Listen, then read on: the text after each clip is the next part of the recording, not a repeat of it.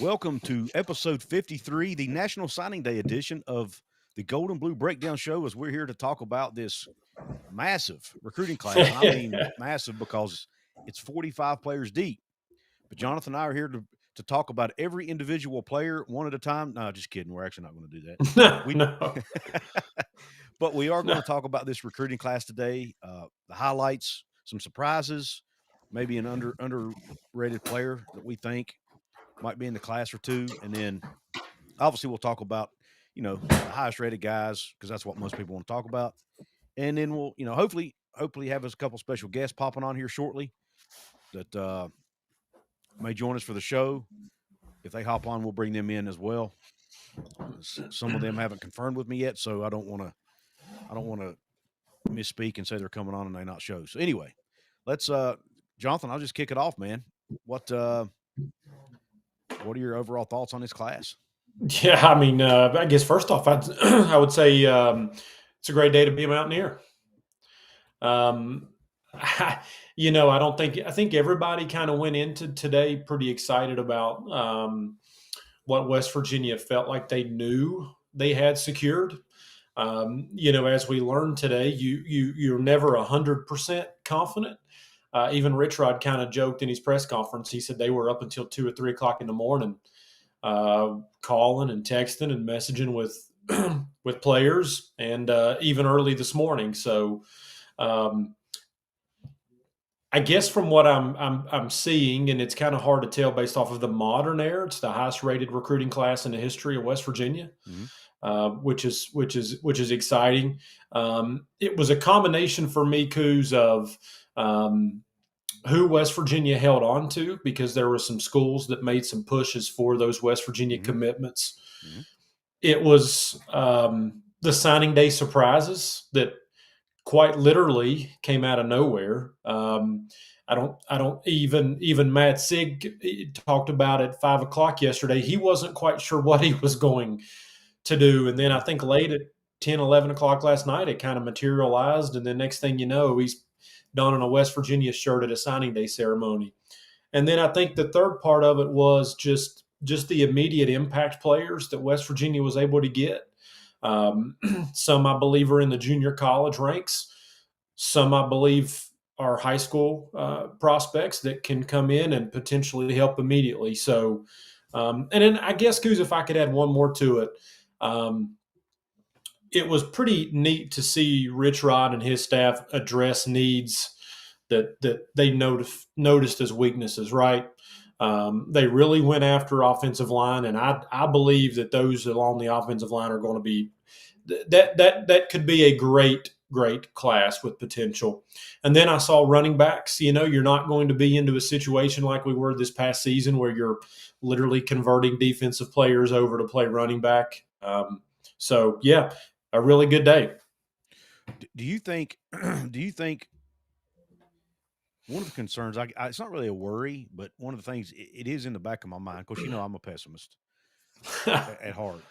Do you think 45 is too many for a high school class? I mean, your roster it's a lot. Have 105 kids on it, or 105 players on it. Yeah. I mean, are we going to see a whole nother? It makes me. I think it's a great thing for the building long term of the program, but I'm thinking in the short term, how good is it for 2026? I guess is my argument. My question. Well, and it's, first off, I would say yes, it's a lot. But in terms of next year, I think what they're going to do is take a combination of threefold things. One is, I do think there's some pieces to this puzzle that West Virginia has coming back. Next year, again, you have to recruit your own players. But I think West Virginia will be able to retain some valuable pieces, right? So then the second piece of that is this class, while large, I think you saw a good, solid mix of high school and junior college players that can come in immediately and play. And I think of Kevin Brown right off the bat. I think of, your wide receivers that are JUCOs that are going to be able to come in and immediately play.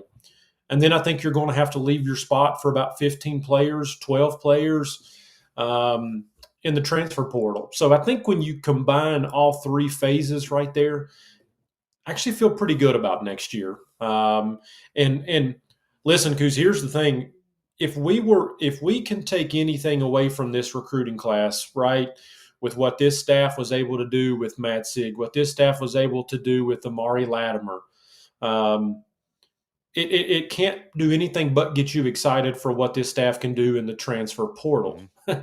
And so, yeah, for me, I'm excited about it across the board because I think, Rich Rod said at the end of the season, whenever they got blasted by Texas Tech, he knew what to do to fix it. And he said he was going to fix it. And it's not fixed because you still have to play the game, but he took a pretty major step towards fixing it today. I agree. As far as surprises go, what was your biggest surprise of the? I mean, we obviously there was the Matt Sieg news, which we'll talk about him a little bit more in depth later. We've got you had the JUCO receiver Keon Hutchins, who decommitted just a couple of days ago and then ends up signing today. Yeah. Unexpectedly. And I thought that was a huge get. You mentioned the JUCO players. He's one of those, in my opinion, that can come in and make an immediate impact, along with running back Martavius Boswell, receiver Kedrick Triplett, DBs Damon Allen and Rayshawn Reynolds, and I mean there's a whole list of guys there. But what was your biggest surprise though of all of that today? Yeah, I think it has to be Matt Sieg, and probably a two-part, him and Amari Latimer. Listen, I don't think it was a surprise that Sieg didn't commit to Penn State, where he was originally committed, but I do think that the vast majority of experts out there thought Virginia Tech, which is where James Franklin went. I think they thought Pitt potentially. Heck, because if it gives you any indication, the guys at 247 Sports, who I believe do an excellent job, their graphic up until last night didn't even have West Virginia listed. I know it. He popped up. Yeah, it was late last night. I was on the Rivals message board, keeping up with what was going on. And Wilt phoned last night. I don't know what time. It was after dark.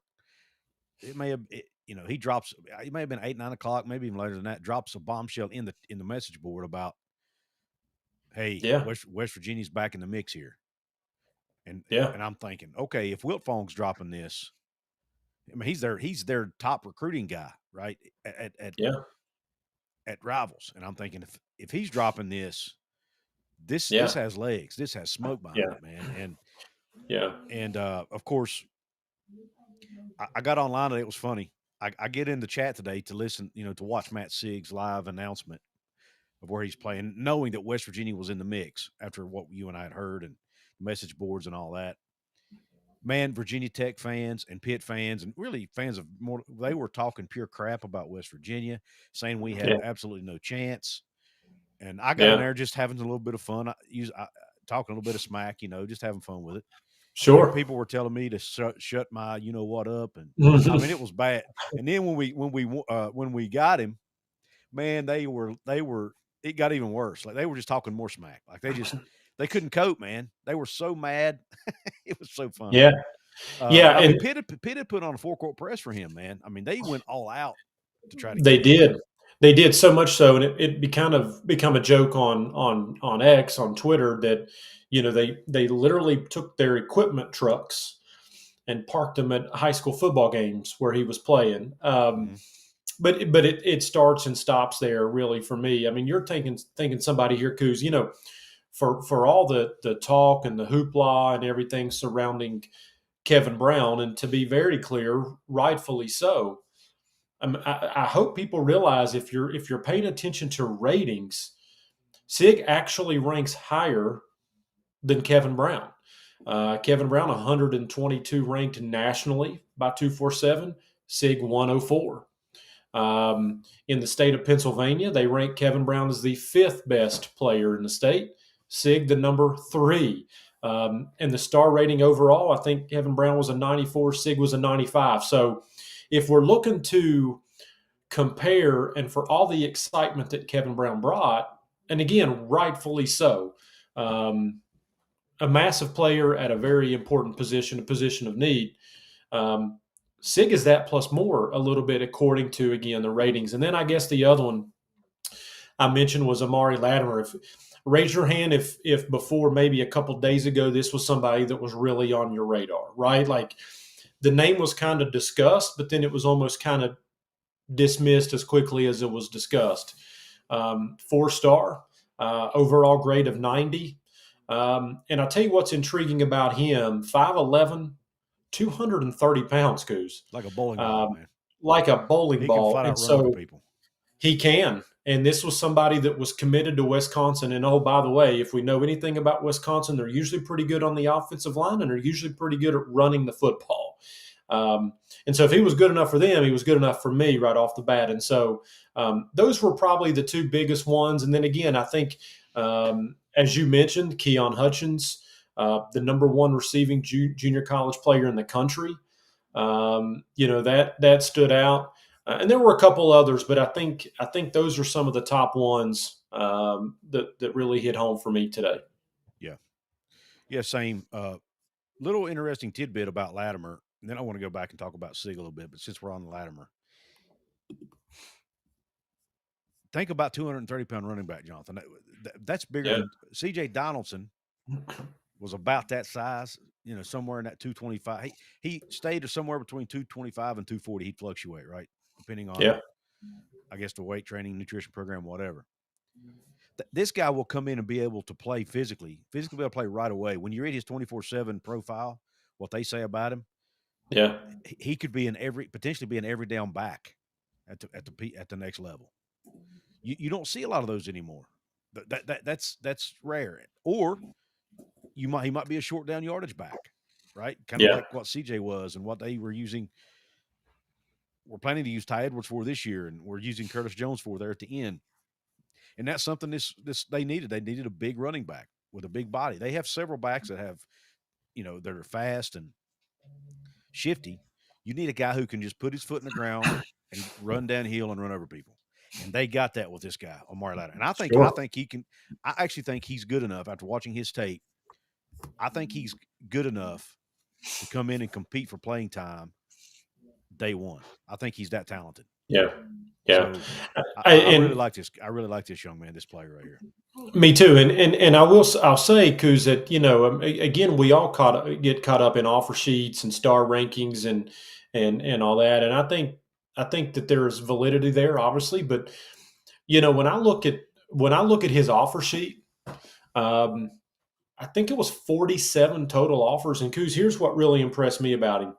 It's really easy just to throw out, well, he was offered by X, he was offered by Y, right? Mm-hmm.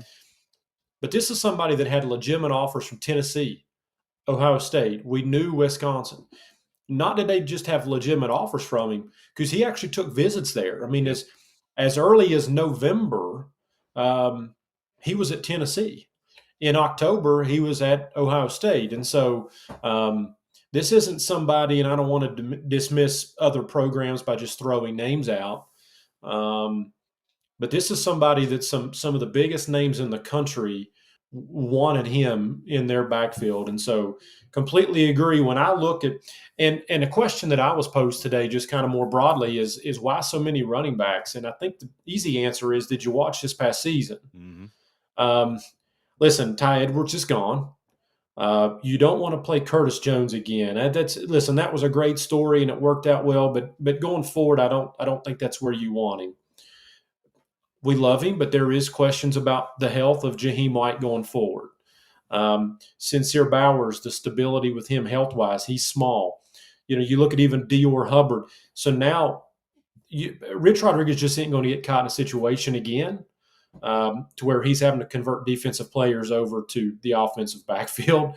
And so I love it. And competition breeds toughness. And I'm excited about this group for sure. Yeah, me too.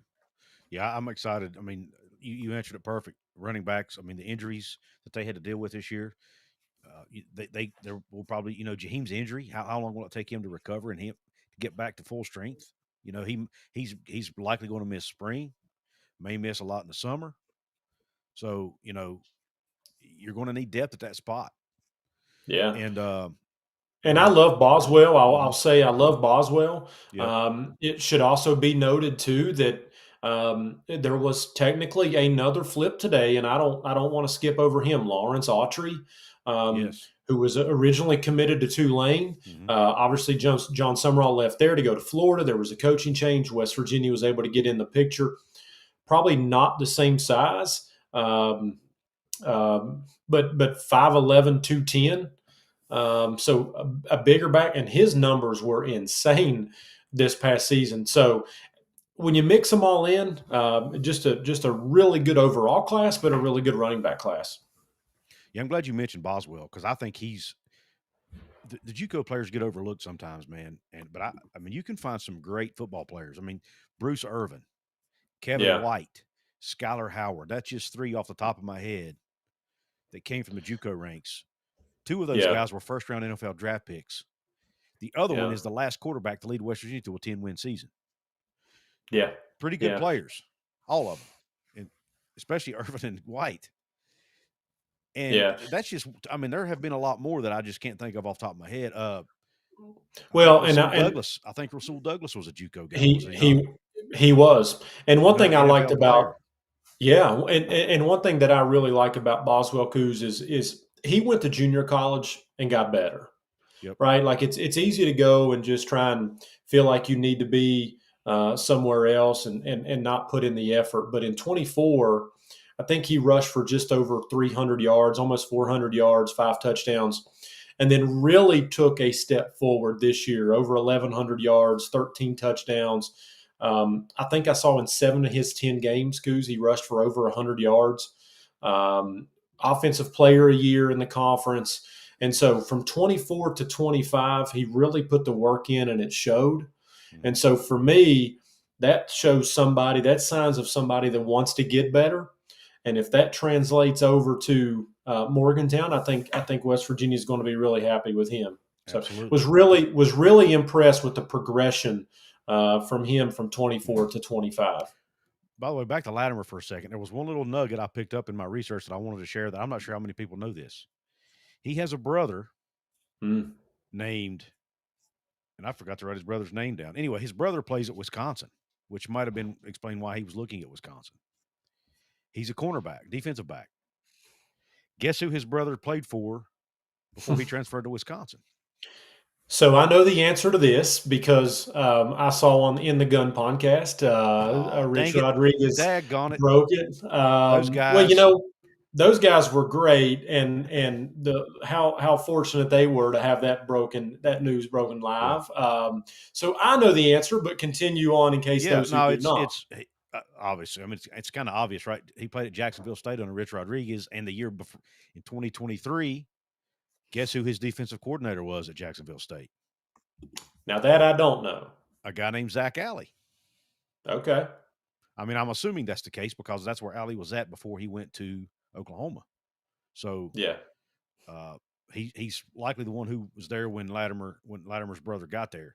So it makes me wonder, will we see a transfer cornerback from Wisconsin anytime in the next, I don't know, 30 days, not 60 Good. days? Just something to throw out there. Yeah. Okay. Let's move on and let's just go ahead and do it, man. Let's talk about the story of the day. Matt Sieg, 5'11", 190 pound safety out of Fort Cherry High School, a class single A school in Western PA, only about a half an hour up the road from Morgantown or so. And that plays in that WPIAL, that Western Pennsylvania Athletic League there that Rodney Gallagher came from. Jonathan, since I've been doing this now for about 4 years, I've watched quite a few players' highlights. Sieg is in my top 5. Wow. To me, his ability to do anything and everything. He lines up at wide receiver, split out wide. He lines up at quarterback, and he's the WPIAL record holder in career yards from scrimmage and career touchdowns. There have been a lot of really good football players come out of Western Pennsylvania over the years. Oh, yeah. Yes. He owns the record over all of them. And guess what? That was on the offensive side of the ball. He's even better on the defensive side of the ball potentially. which is what he's coming primarily to play, is safety. He can his ability to fill run gaps with, I mean, he runs like a 4.5 40. I mean, it's from maybe a 4.4. It's remarkable. Yeah. He's got speed. He can cover. He can tackle. He hits hard. He's very physical. He plays. Here's a quote that I pulled from 24/7 Sports Breakdown, and I think this right here is the epitome of why he fits West Virginia. He should be viewed as a hard-nosed football player with a win-at-all-cost mentality that can emerge as a trusted backstop on Saturdays. But that first part, hard-nosed football player, win-at-all-cost mentality. Boil that down to 2 words: hard edge. Yeah. Right? Yeah. Yeah. He's it. He fits it. Now, I'm going to again play devil's advocate and throw up one concern I have with Matt Sieg. Okay. And it has nothing to do with his ability on the field. Well, there's 2 concerns. Primary or secondary concern would be, he played at such a low level of high school ball. Will it be hard for him to transition to Power 4? I don't think it will, because he's so talented. And I think he's, I didn't know this, but Rich Rod mentioned in his presser, his dad's a coach.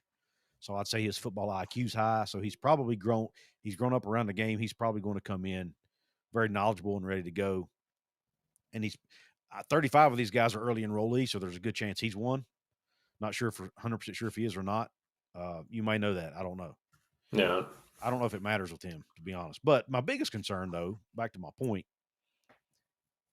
he flipped to West Virginia at 5 p.m.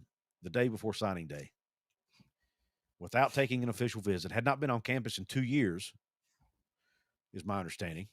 Yeah. Has he even met the coaching staff in person? I mean, I know he's talked to them over the phone, text, whatever. There's, it's no secret. I don't think that West Virginia went after him pretty aggressively from an NIL standpoint. Which, to be fair, everybody involved with that level of a player is invested financially. They did, yes. But my fear is now. But I'm going to back up my fear with why I think it may be okay. But my fear is, did he make a rash decision based on money alone? And will he get there and not be happy? That's a concern for me, that he didn't do enough, by not visiting and all that. That being said, he did say it's close to home. That's a plus. It's only 30, less than an hour from home. His family can come watch him play. And he does feel like, and they're going to let him play both ways, or at least give him a chance to play both ways. And I don't know that every school was willing to make that commitment to him. So maybe those 2 things alone meant enough to him to where the money was just, okay, the money's equal, but those 2 things put West Virginia over the top. I don't know. Yeah. What are your thoughts about that? Yeah, so I'll say good points, all valid. The money thing, it's hard to know because the truth is we really don't know exactly what West Virginia, how much they offered, what they offered, how much over did they offer, right? Mm-hmm. And I don't want to speak in hypotheticals here, but did West Virginia just call them at 5 o'clock yesterday and say, hey, whatever your top offer is, we'll give you $500,000 more? I don't know that that's the case. I would like to think with all the schools involved, everybody was probably pretty competitive with each other. Now, did West Virginia give a little bit more? I think the theme of the day today was West Virginia gave a little bit more. I mean, but the reality of it is that's just where you have to be to get to this point that we're so excited about all the 4 stars and the class and flipping players and so forth and so on. I guess the other point to that, Couz, would be for me, listen, Matt Sieg, somebody who had his recruiting world turned upside down. And no matter where he went, maybe he did visit, but no matter outside of Pitt, no matter where he went, it was going to be completely different than what he thought just over a month ago, right? Yeah. Penn State's in shambles. They've fallen apart. He knew James Franklin, but Virginia Tech was new, a little bit further for the family.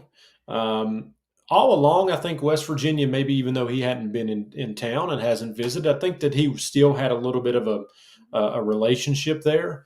And so, yeah, I mean, a concern, probably just maybe a hair, but I think in the end, then you have to ask yourself, what's his relationship with, say, a Kevin Brown?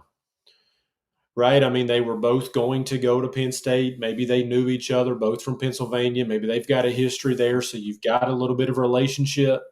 I'm sure they were at least in a group chat together. Most of those players always form group chats together. Yeah, so I'm sure with Kevin Brown's time going to Penn State and his time going to Penn State, there was at least a relationship there. So I understand, and I don't necessarily disagree with you, but I do think that and I'm not sure that it was based off just a completely rash decision. But I do think that anytime these players, I mean, like you said, I mean, we started the show by saying Rich Rodriguez and the staff were on the phone at 2 and 3 o'clock in the morning, and so there's a lot of that jockeying around and last minute changes, and so we'll see.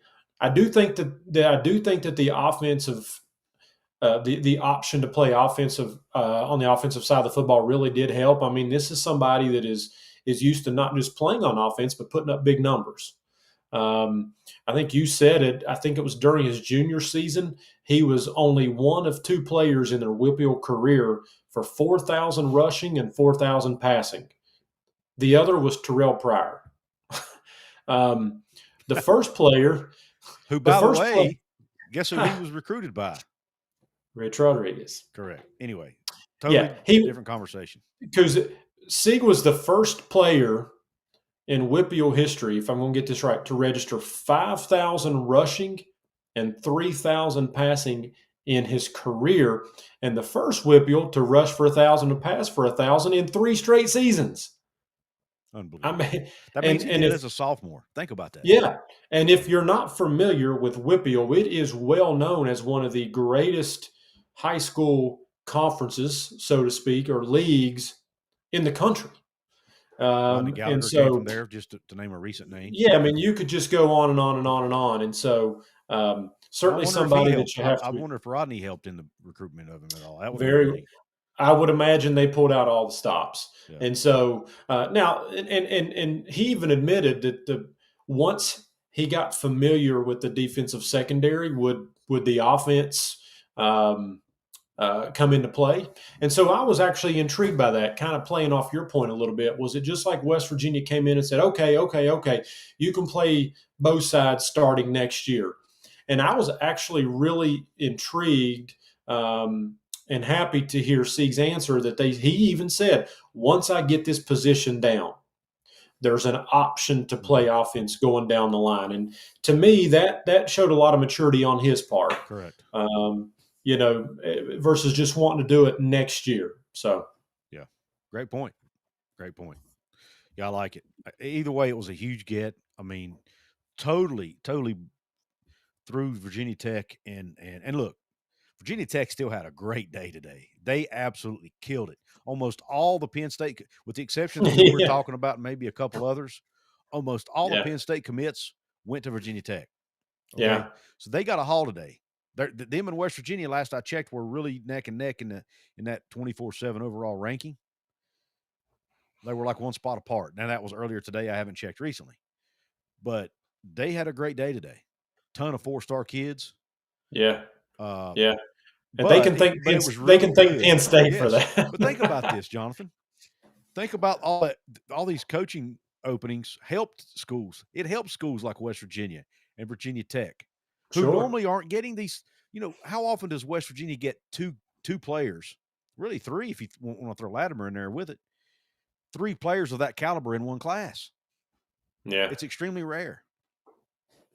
Extremely rare. You might get 1, maybe 2, but to get 4 4-star kids, technically, 3 that were 4 stars on pretty much every service, and then you got Vincent Smith, a defensive back, who's a 4-star according to either 24/7 Rivals 1. Yeah. Yeah, and hey, we haven't talked much about him, but West Virginia is looking for some players at the cornerback position, And one of the things you saw the staff talk about they wanted to do, they addressed it on the junior college side as well. They wanted to get bigger and they wanted to get faster. And Vincent Smith out of Illinois, 6'2", 200 pounds. And there were some people that were coming in him late as well. And so, yeah, a 4-star, 6'2", 200 pounds. And again, at a position of need at cornerback. So another one that they were able to hold on to. Yep. Let me grab a super chat real quick. Big Dan T in the house. Thank you, sir. He says, my thought, thank you for the $20 donation. He says, my thought with him is he was here and knew we had top 5 facilities and what mattered to not only close to home, but did he trust the coach and feel that the coach would allow him to try to play on both sides? Yeah, great point. He had already he did come 2 years ago, so he had seen the facilities. He knew what he was expecting there. And I would imagine he's had conversations with people like you mentioned, Kevin Brown, maybe Rodney Gallagher, who knows who else. And, had enough conversations with the coaching staff that he felt comfortable. Like you said, anywhere he went, there was going to be something changing. Yeah, and Couz, what's it say about West Virginia? Home, one or the other. Yeah, and we were talking about all those recruits that went from Penn State and followed Franklin. West Virginia obviously did a good enough job to keep him from following all those commits and the coach and likely several coaches. So West Virginia did a really good job there. Yep. Thank you for the score update, WVU fan 13. Appreciate you. West Virginia. Yeah, that's looking a lot better. Beating Coppin. Yeah. Boy, it started out rough, man. They first. We started to go live, and I think West Virginia was up 8. I got a little nervous. Yep. But back to Vincent Smith, and then we got I'm gonna bring somebody most of you already know on here, Mr. Carson Fox. But yeah, Vincent Smith, he addresses the size issue.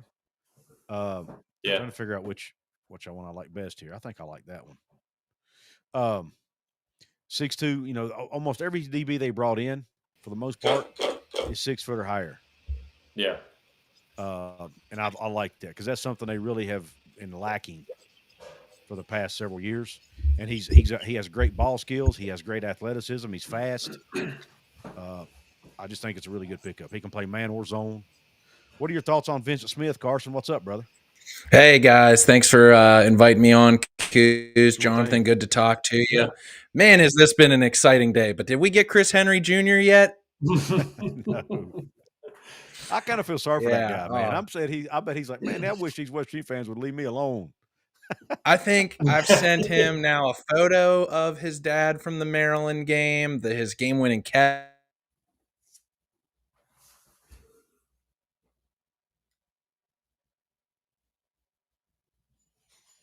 That I was at is like a pre-teenager that like vividly remembers media attention through all this from Mountaineer Nation. Is it going to pay off? I don't know, but if it does happen, I'm going into a frozen Deep Creek Lake to celebrate it this upcoming winter. I hear you. I will say real quick, hey, it's I don't know if it's true or not, but I did see today that I guess Ohio State, I don't want to use the term withheld, but didn't necessarily disclose the Heartline news to Chris Henry Jr. It was after he signed that he kind of or said he committed until we found the news out. So I would imagine that it's maybe not looking too good for Ohio State. Probably not West Virginia, but I don't know. It's looking too good for Ohio State. But I did get the news when I left work about Amari Latimer, so that late edition. And the more I'm getting to research on him, I think he's just a reincarnation of Frank Gore. So West Virginia needs a big back if Curtis Jones Jr. isn't going to be a full-time at running back, if it's kind of be splitting duty. But now, wow, that makes 5 freshman running backs that West Virginia is going to have in the stable. So I just wonder what this now means for this youth movement that's coming onto the scene for West Virginia and any of the guys who are on the current roster with eligibility for next year. I feel like January is going to be incredible. Absolutely. Yeah. Carson, I'll get more from you in a second, but we had a special guest pop on, someone who actually owns JUCO Football Scouting, who actually knows some of these JUCO transfers or JUCO recruits really well. And actually, we just lost him. Never mind. He popped on before I could get him in. We lost him. But nonetheless, Timmy from JUCO football scouting. He's back. Timmy, bear with me 1 second, brother.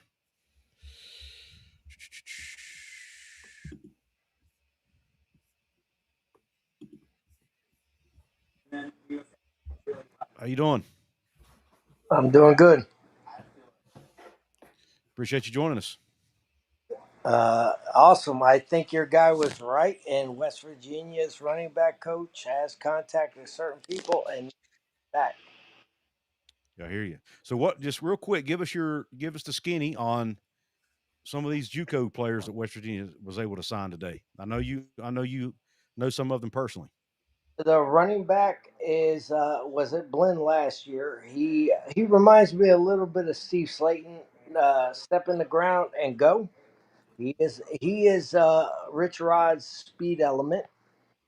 I believe Kendrick from Pearl River, who was at Coffeyville a year before in Redshirt. Uh, Kendrick's stats don't look great, but he's a quarterback during the season. Mm-hmm. His Thursday quarterback was most of the season. They were 1-8. His teammate went to Florida State. He went to West Virginia. They were loaded, top heavy. And then the wide receiver from Northwest Mississippi, he's a dude. He's going to rip the top. And I think Rich Rod wants to do is kind of run his zone read and then look a vertical. And that's where that kid can probably high end speed, Mm-hmm. Big 12 open. That's what my opinion is. Yeah. Awesome. Still think John, there. I still believe. Just in mind, Daniel Sweeney committed to Washington State, decommitted this week. I believe just hearing from a running back coach at West Virginia needs a big running back, like your other caller said, or other person said, and that's what I think they're going to go for. I don't go. well, Rich Rod did say they weren't done, so who knows? Anything could Yeah. happen. Yeah. Hey, Timmy, I'd like to ask you a question if I could about Boswell. You kind of noted it earlier. I told Couz when we first jumped on the show, one thing that really impressed me is that in 2024, he was somebody that rushed for 360, almost 400 yards. But then this past season, he really elevated his game, 1,100 yards, 13 touchdowns. And I think what impressed me about it was he had 7 of his 10 games this past season was over 100 yards. If you could, do you see that much improvement generally from one year to the next, or is that just something you can attribute to him? Well, he was at Blinn as a freshman. Yeah. At Colin his second year. Now, I would honestly say Colin had the best O line in the country this year. I don't believe Blinn had it his freshman year, and we all know running backs are only as good as their But Yep. Colin's tackle was number one in the country. Was committed to Georgia, went to Arizona State. Their center went to Louisiana Monroe. And just so you guys know, zero JUCOs go power. Zero JUCO centers go power 5. It's just they don't really recruit the center position out of JUCO, but I thought he was a top 3 center. The tackle is a bounce back from Georgia Tech, and if Rich Rod completes that O line, Mark, what you were saying is he wasn't so productive as a freshman. He was more productive as a sophomore, but you got to understand he had a better O line. Now, translate that to West Virginia. It's also a scheme fit. Rich wants to do the zone read, step and run. I don't believe he'll get the production at West Virginia, but he'll get the carries, if that makes sense. Yep. And the Big 12 is wide open. He reminds me of a smaller Steve Slayton, if that makes sense. Just his running style, right, is what you're referring to. Absolutely, and his speed, and I think he may be faster than Steve Slayton. And fortunately, I was old enough to know He's the. pretty fast. I'm old enough to know the agent represent Steve, and I know Steve. They're kind of similar body types. I think Steve's a little bigger, but I think it fits a mold, and now they need to find the big back, if that makes sense. Yep. It Timmy, does. we're losing you from the nose down, my friend. Well, you don't want to see. I'm not that attractive. We were just Hey, slowly we losing can you. hear your voice. That's the main thing, right? That's all. I didn't even know I'd be. My face would be on. I didn't even know that. This is my Well, podcast. you and I talked about that beforehand, but Yeah, and this is my first podcast ever in my life. I've been offered podcasts. I never took them up, but this guy was, and obviously, I played at Glenville State in 1992 for Rich Rod. Oh, I have a recruiting service, which I don't even know if I'm allowed to be on this call. Having a recruiting NCAA recruiting service, and I really mess with Rich Rod from Jacksonville State to Michigan to Arizona, West Virginia. And I think Rich Rod's going to turn this around. I don't even know if I'm allowed to be on this podcast, and I don't even care. If well, I apologize. I didn't know you weren't. I didn't know that was even a thing. I mean, I just heard it was a thing. NLI agents can rob a bank and pay a kid, but if you have an NCAA recruiting service, you can't even talk to a kid, allegedly, if that makes sense. But that's weird. I do profiles. I send them to my clients, which Rich Rod in West Virginia is my client, and their recruiting staff is awesome. I want you guys to know maybe they had a bad year, but that recruiting staff knows. And they just signed. We haven't even talked about the safety from Coffeyville. Let's do it. He was committed to Kentucky, and I don't know if anybody knows this. The best DB coach in the country is Stoops. He was at Kentucky. Kentucky's my client too. Hopefully, may remain my client with Stein. But they signed him. He's 6'2". He's more of a nickel or a strong safety, but I think that's an awesome get by West Virginia. When you're playing in the Big 12, it's a spread scheme, and there's no longer three linebackers on the field. This guy could be that third linebacker, that second safety. I think that is a big get. I thought he was the number one safety in JUCO. I think you got the number two running back in JUCO, and I don't want to put this out there, but I think you got the number two and number three wide receiver in JUCO. I had a different opinion on number one. He went to Kansas State, but I think Rich Rod cleaned the board on what he wanted out of JUCO, if that makes sense. It does Well, make Timmy, sense. let me ask you this about the Hutchinson teammates, Rayshawn Reynolds Jr. and Damon Allen. Are those two guys that could plug in at either a 1 or 2 starting cornerback position? Because West Virginia's replacing both. Okay, I will not name names, but both of them are over 6'1". One's from Florida. I like both of them. One transferred from NEO to Hutchinson, and you will see Hutchinson play this weekend. They will, I believe, win the national title again, and you will see big, strong 6'1" corners, and you can watch them this weekend and the next weekend. I believe they'll play both weekends. I believe Rich Rod is tapping into a national title program, and guys, I'm from South Florida. St. Thomas has the most guys in the NFL, correct? You I guys know think so. They have a ton. I know that. St. Thomas High School has the most guys in the NFL. Well, listen, East Mississippi has the most D linemen in the NFL. Hutchinson has the most D1 players. So when you think about high schools and all this stuff where, hey, Rich Rod needs to get into Pittsburgh or South Florida, Hutchinson is the number one JUCO in the country the last 2 years, 3 years. And just so you know, their D tackle just decommitted from Minnesota. Their other D end has not committed 6'7", and I believe West Virginia is going to be involved in all those guys. I think Rich Rod is now believing in, hey, we are. And listen, I'm not derogatory to West Virginia. But Arizona is Arizona. West Virginia is West Virginia. They're outposts, if that makes sense. Correct? Yeah. That's fair. There's not many prospects in the state of West Virginia, and I played at Glenville State for a year. And listen, there was a lot of great high school football players, but we were NAIA then.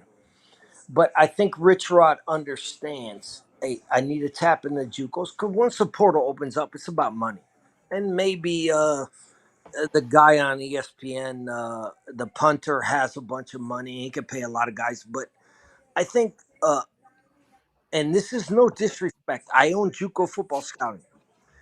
West Virginia is an outpost for JUCO. So get him. Bruce Irvin, probably the last best player to play there. Am I correct or am I incorrect? On the defensive side of the ball, you're definitely probably correct. Yes. Yeah. JUCO guy. Yep. Let's go find those guys. And hey, I believe college football is year to year now. It's no longer 2 to 3 years, 4 years.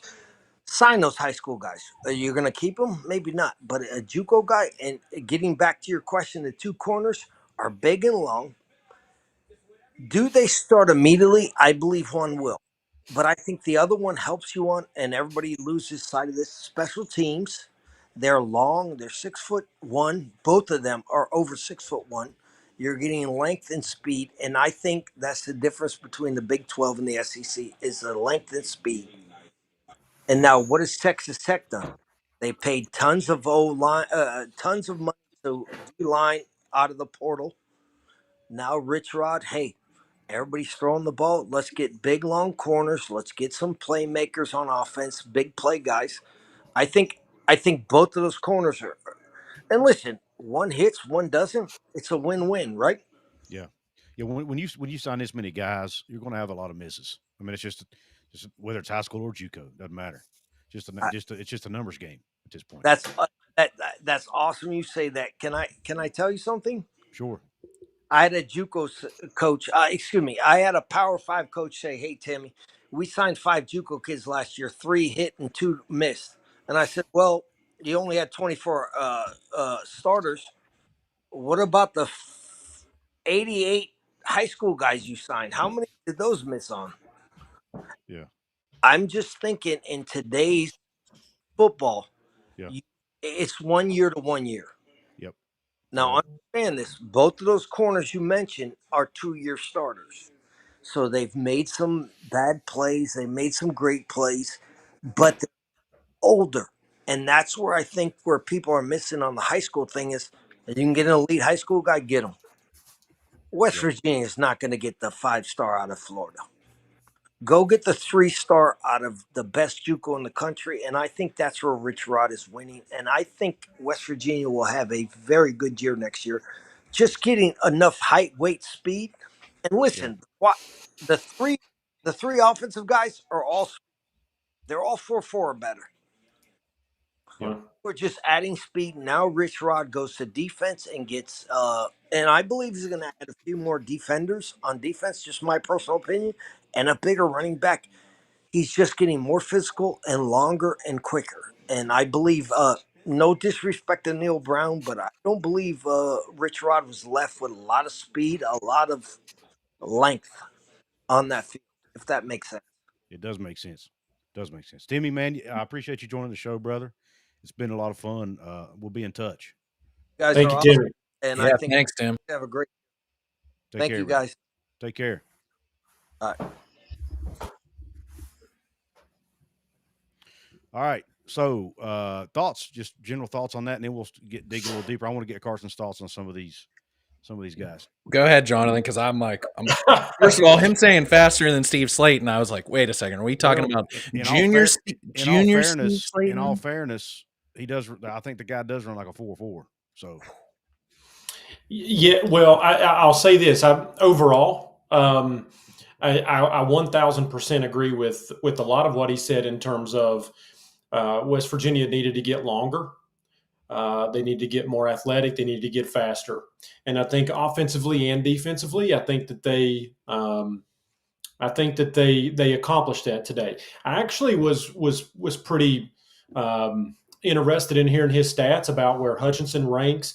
You know, a lot of times we see these players and we see the stats and they don't blow you away, or in some cases maybe they do blow you away. But when you find out that Boswell had an offensive line that's going to Arizona State, and then they're going to another Power 5, and the best of it kind of puts a little bit more.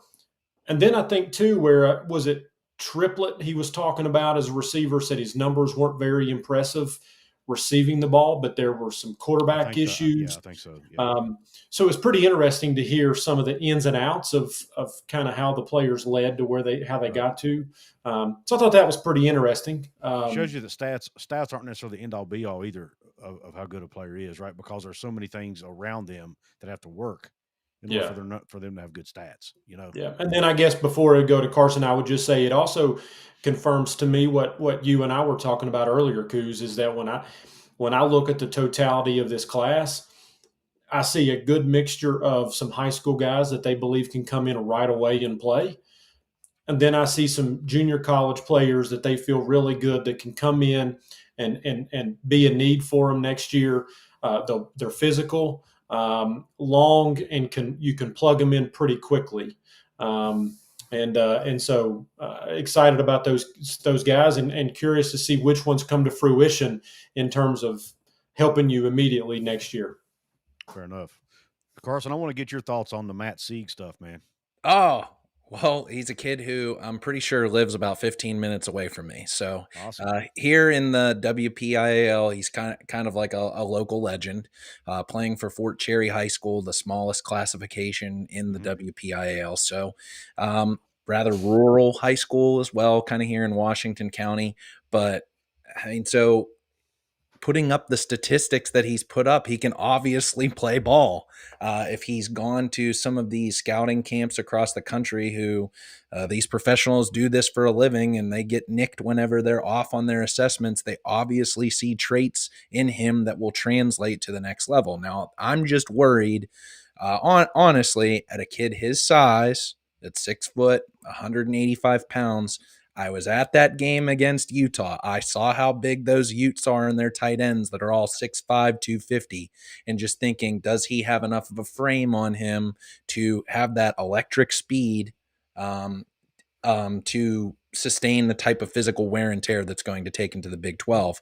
And that's irrespective of the position flexibility that if you ask some people, it'd be like, well, he's kind of a project player because he played at a quarterback position, that he only had 25 pass attempts on the entire season for his high school senior year. He just ran it, and he was faster than everybody else. He was electric with the ball in his hands and could make people miss. I haven't seen him play so much on the defensive side of the ball just because the highlights that he puts up on the offensive side are just incredible. So I think he's a gamer, comes from a really good family, really good student. I think a 3 or 4 sport athlete. Yeah, was just as good. Almost, that. Almost as good. Player. Yeah, I wonder if different sports. I wonder if Coach Saban's is recruiting him for the baseball team as well, because apparently he's just as good of a baseball player as he is a football player. Runs track, plays basketball. Yeah, so I think this is perfect. This is like a perfect situation for him, because I think that he might have tried to shoot a little too high with Notre Dame, maybe even Indiana, if you think of their long-term trajectory of them still being a power in the Big Ten. So I think this is a perfect fit for him. I'm just wondering, is the expectation for him to start day one? Or, I mean, I'm just looking at their safety position. There's still a lot, I feel like, up for grabs there. So we have to see what happens in the transfer portal. Are you concerned at all that he made a last-minute split decision and he's going to regret it later? Because that's a great question. He did it without even taking a visit. Well, so he had visited, an official with this visit. Staff, because he visited 2 years ago, I think. Yes, but then he revisited last summer after. He did. Yes, yeah. Mm-hmm. Okay. He took a summer visit. Okay. But I think it was on a tour, so I think it was kind of getting lost in the shuffle. Gotcha. I think I know some people. He always wanted to go to Penn State. I mean, he'd been committed to them, even amidst taking all the visits to the other places. But when Franklin made the move, he was worried if his position would be accepted his scholarship and everything that would be promised him So that's why I thought when he canceled that visit, saying he was going to Virginia Tech 2 weekends ago, I thought that signed, sealed, delivered. He's following the footsteps so many of other Penn State's recruits that have now followed James Franklin. Yep. So I figured that was a done deal. Yeah, I can't believe he didn't. There was some maneuvering by West Virginia against its number one heated rival in the recruitment of Matt Sieg, is what I'll say. Can you phrase that again? Because that didn't make a bit of sense. So me. Who's the team that? Well, I know you're from the southern part of the state, Couz, so you hate Virginia Tech almost more than you hate Pitt. Correct. Yeah, it was orange and maneuvering ugly against colors. Pitt in this situation. Right. Yeah. Well, he and I kind of touched on that earlier because Pitt had kind of thrown out all the stops. So I guess that's what you were talking about. But yeah. And I don't think it's a secret. There was a lot of NIL money probably thrown his way. I heard one of the 24/7 guys say that a player. I know I saw Paul in the chat earlier say that he don't think he was worth more than $100,000 or $200,000 because he's a high school player. 24/7 guy said that they think a player like him is probably demanding closer to $500,000 of NIL money. So I don't know. I don't know what he knows that I don't. A lot more, obviously, but don't know where he gets that information. But he's a 24/7 recruiting guy, so I would trust his word on that. Mm-hmm. But I like him. I think he's going to come in there and be hard edge to Coach Rodriguez's liking. Yep. I'm very just curious if it's safety, if it's wide receiver. He didn't play any wide receiver in high school, so he played not technically, but he did line up. I saw some highlights where he lined up as a wide receiver, but he just had one catch. He had one catch in high school. I saw then apparently. So that's the curious thing. But he's got he can play. I think he could play anywhere he wanted. I think he's that good. Yeah, it's just we thought the same kind of thing with Rodney, and now 3 years into the ball, has Rodney really panned out to the kind of U.S. Army All-American 4-star type of player? That's I think kind of the argument there. Yeah, thought I'd share this good news on the screen. Ding Ditch DeVries loses 73-64 to Minnesota. Ding Ditch DeVries Jr. only had 9 points on 3 of 10 from 3. Was 0 of 3. There's no bitterness there. Nah, none at all. None. All right, one more topic, guys, and then we're going to call it a night. Who's the most underrated recruit in this class? Take the 4-star guys out of the equation for a minute. Who's the most underrated recruit in the class? Jonathan, I'll start with you. Had to think about it for or one of them. It don't have to be. I tell you, okay, Rhett Morris, offensive lineman, Don Bosco Prep. I like it. 6'3", almost 300 pounds. Don Bosco Prep, well known for churning out some athletes and some offensive linemen. Go watch his film. He loves to hit people. He loves to knock them over. When you're looking to build an offensive line, it's really easy, and I don't want to detach from them and kind of downgrade them, but it's easy to get caught up in a JUCO kid, a Kevin Brown, somebody like that. But Rhett Morris is somebody that, in my opinion, can come in, and he could probably be a 3-year starter and just be as serviceable gets. So I would go with Rhett Morris. Carson? My first pick was going to be Cam Dwyer, just because he just seems like a Fred Perry 2.0 of 6'2", 180, but absolutely will rip your head off. It doesn't matter if he get a personal foul call in the process of doing so. But I'm going to go with the in-state kid, and I'm going to go with Malachi Thompson. Just simply at his size, 6'5", already over 200 pounds. I think if he can mature with, grow into that body, put on some good weight, and if he has the kind of ball skills that in the same fashion of a Randy Moss winner and Hudson Clement had for West Virginia, I think you're finding a under recruited for eventual starter for West Virginia. So I don't know if it's going to be year one, but I think down the road I would love to see it. I really would. Interesting side note: Malachi Thompson will be playing Saturday night in the state finals against a team I'm somewhat familiar with. Jonathan somewhat familiar with, the Princeton freaking Tigers. Okay, my hometown school. I will be there with bells on. I love Malachi Thompson. Mountaineer, love you, young man, but I hope you'll get your tail kicked Friday night in the state championship game. And there's the likely Kennedy Award winner for 2025 is going to be Brad Mosser of Princeton, who has 0 P4 offers, by the way, none. And he's probably going to blow the doors off of Nitro Saturday night, just so everybody knows it, and get himself on the radar and do just like Dom Collins did 2 years ago and earn himself an offer in the state, hopefully in the state. It may not be from West Virginia, but from somebody in the state championship game. But anyway, I will say I saw in the chat earlier they were asking if we were going to be at the West Virginia game in Charleston. and it should be noted that we were supposed to be there Saturday night. One of us will be there, but I let Couz off the hook. Yep. Because of Princeton playing in the state championship game around the same time. Unfortunately. Yep. So I'm going to take somebody, no offense, Couz, I'm going to take somebody a little better look. Buddy, I don't blame you. Smart move on your part.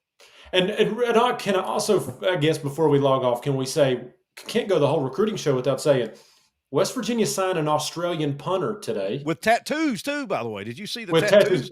And if the kicking thing doesn't work out, he can play linebacker. He's 6'3", 230. Yeah. He's huge. He's Nick O'Toole, the Australian version of Nick O'Toole. Yeah. Chase Ridley, I think his name was, which is that's a linebacker name. Chase Ridley, so 6'3", 230 from Australia, a punter. So I thought that was pretty cool. Real quick, I want to give you my underrated guy. He's probably not super underrated. I think a lot of fans were excited about this guy, but when you look at his recruiting rankings, they're not that high.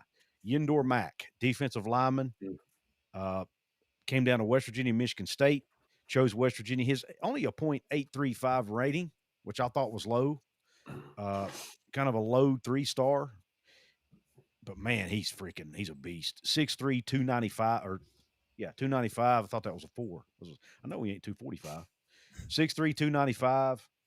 Man, he plays with aggression and just a mean streak coming off the ball. I love it.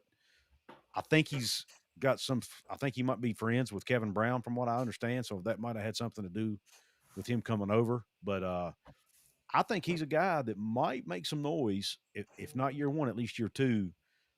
I think he personally should be rated higher than a .835. I think should be a high 3-star guy, like up in the high .8s. But nonetheless, I do like him, and I think he's going to be a difference maker in the years to come if he sticks around a while. But any last Carson, go ahead and let everybody know where to find you and your work, brother. Oh, sure. Thanks, Couz. Really appreciate that. Yeah, if you just search Fox on West Virginia Mountaineer Sports, do this each and every week and have a lot of fun doing it. So thanks for having me on to talk ball. Yep, no problem. And Jonathan and I, obviously you can find Jonathan over at WV Sports Chat. He does a ton of work over there. Find him, Jonathan, where can they find you on social media? Yep, Jonathan K. Martin, no H in Jonathan. Easy to find. Yep, he's pretty easy. You can find me, obviously, right here.